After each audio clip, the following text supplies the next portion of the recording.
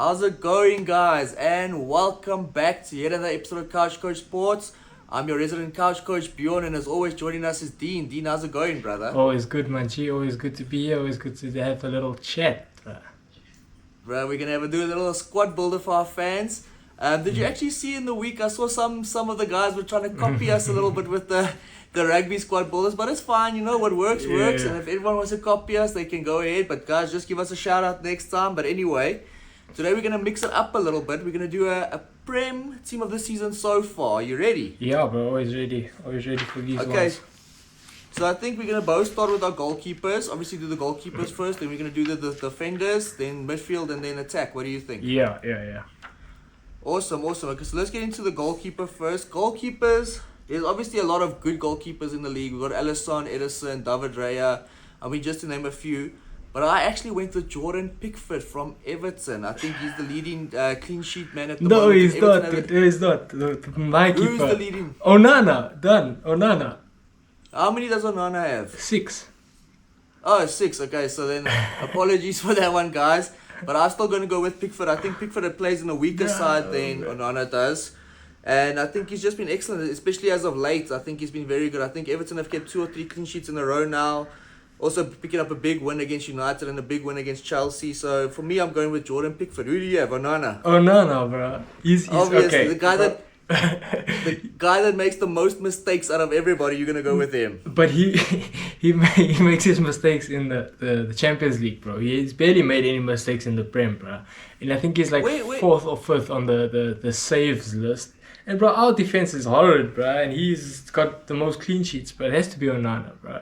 Do you think it's going to be Onana? Okay, we'll get back to that one. Let's leave that one just for now as it is. I've got Pickford, you got Onana, but we can get back to that one. You're making a few good points with Onana though, especially with the amount of saves he's made. So, yeah. You know what, actually, let's go with Onana from United. Yeah. I think like you mentioned as well, United's defense has been pretty poor this season. Guys conceding quite a few goals, but the main reason why United's struggling is because you guys can't score. Yeah. So, I'll concede that one. Let's go with Andre Onana from Man United at the goalkeeper spot. Now let's move on to the defense. I think I'll give my 4 defenders first, and then you can see if you maybe have a few changes or arguments there. Yeah. I've got left back, actually another United player now. I've got Luke Shaw. I think he's been pretty decent, and I think he's just coming back from injury as of late. And I think Luke Shaw for me is probably the best left back in the league. Andy Robertson, obviously the best attacking left back in the league, and you also got like Zinchenko, but Zinchenko, unfortunately for him, plays more as a midfielder than he does as a defender. So I've actually gone with Luke Shaw. Then my centre backs, I've got Virgil van Dijk and William Saliba. I think man mountains, both of them 6'4". I think they're excellent choices for the defence. And then right back, I've got Kieran Trippier. Who do you have? Bro, okay, so with Luke Shaw, bro, I think he was just injured too long to be like in the team of the season so far, bro. He obviously, he's good and everything. So I'll probably just go with Zinchenko because he's been like the best of the rest, bro. So I'll probably go Zinchenko there. Look at us. Who would have thought? He plays more in midfield than he does actually in defence. Yeah, fair enough. But I'll still give it to him there. Who would have thought? Okay. I'm arguing for the Arsenal. You give it to Arsenal and be a Man United player. I know that's quite odd. Quite odd. Yeah, bro. And then the rest, Saliba, VVD. I went with Trent, bro. Trent over Trippier. Trent. I think Trent's just offered a bit more, like, I wouldn't say offered a bit more, but he's just looked a bit better, bro. He's like scored a few goals. Trippier, obviously, a lot of assists. Some important goals as well. We saw against Fulham, I think he scored an excellent brace against Fulham as well. Yeah. So Trent is actually not a bad shot. I just think, personally, I think Trippier is probably a better defender than him. Also, Trippier can play on the left as well. And we've seen him actually, I think, probably he's going to take over the England spot from thing. Then you also have options like Kyle Walker. Actually, weirdly enough, guys, I know Man City are treble winners, but I don't have any Man City players in my team. Do you? I got 1, 2. You got 2. I don't have any. Honestly, I don't have any. I think they've been playing better as a unit this season, but also, like you say, like you see at the moment, they're in, I think, 4th position on the log. Mm-hmm. So City, obviously, coming from a treble winning season, I think that some of their players have just lost a bit of motivation, and De Bruyne, obviously, being out for majority of the season, has also been quite poor for them.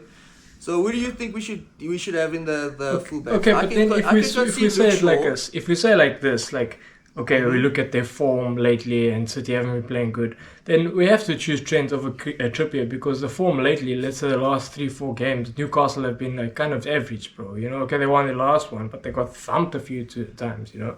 Fair enough. Fair when enough. Trent fair was enough. playing very well, bro. So I think I have to take this one and say, from as a United fan, Zinchenko's better than Shaw this season, and Trent Trippier, bro.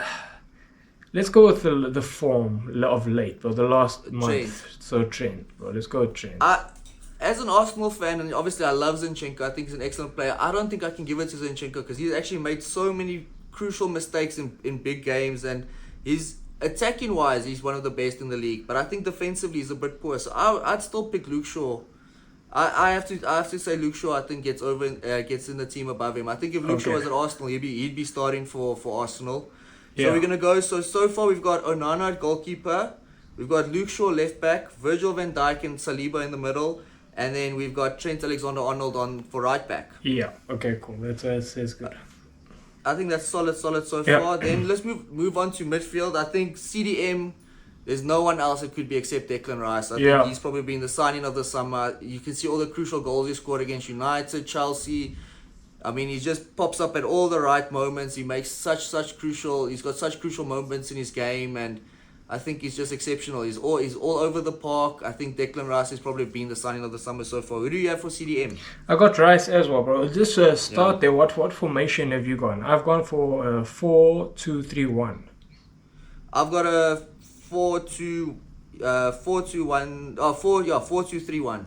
Okay, sweet. So then next to Rice, bro, I went with Dominic Szoboszlai, bro. I think he's been pretty good. Szoboszlai. I like the way he's been playing, bro. He's offered Liverpool a bit of a difference in the team. He's not really a cam. He's not really a defensive midfielder. It's probably like best position, probably a box to box, bro. And he's a workhorse.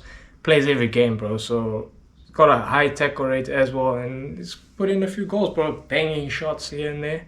I rate him. It was between him and Rodri, but obviously Man City don't look the same unit like they did, and I think the position of Liverpool versus Man City puts Szoboszlai ahead of Rodri at the moment, bro. Yeah. I actually went for a different option. I went for someone that plays for Villa. I went for Douglas Luiz. I was thinking about him. Yeah, I think Aston Villa just have been so good this season. I think you can't exclude any Aston Villa players just because of how excellent they've been, and I think him in the middle of the park has been one of the main reasons why they've actually been doing so well. Another target for Arsenal, I believe. Aston Villa slapped a 100 million price tag on him for this January window. I think he's an excellent player. Obviously, we've seen Mikel Arteta's talent scout ID has been so good. I think I have to give it to Douglas Luiz. I don't think Szoboszlai obviously, but he plays in Liverpool. You expect players that play for Liverpool to be able to shine a little bit, whereas with Aston Villa, they've just been exceptional. Also beating Arsenal, beating the likes of Man City this season, and I think Douglas Luiz has been a big part of that. Fair enough, but also Liverpool last season were average, bro, and they needed someone in that midfield, and he's come in, and now they're second on the log. They pretty much changed the whole midfield. I mean, if you look, McAllister came in, Endo's come Gravenberch. in. So I think it's not just. I think Szoboszlai has been amazing for Liverpool. I think it's been the whole midfield that has actually changed. So I don't know. Who do you think we should go for there? Do you think Douglas Luiz or let's go with Douglas Luiz Okay. because I think with Aston Villa's form, we have to have one of them in there, bro. So let's go with Douglas Luiz and Declan Rice in the midfield. So, bro, we're moving on to the other midfielder, Cam. I went with easy one. Actually, not too easy, bro. What put this guy ahead of Maddison is that Maddison is injured. So I went with Odegaard.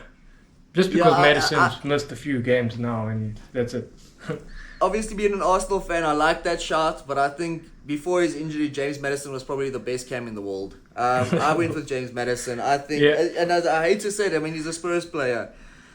I just think he's been superb. I think he could have slotted into every team. I think United, possibly, that's the one that they missed out on the most. I think if you guys added a James Maddison type of player, you could have maybe helped with your attack, which we've seen has been lacking a bit this season. But yeah, I think James Maddison, even with you mentioned though that he's been injured, but I still think I think he's ahead of Odegaard. Odegaard has had good performances this season, obviously, but I think he's also had quite a few poor performances. We've seen sometimes he takes too many shots. Whereas Maddison before he was injured, yeah, exactly. Okay, he was on fire.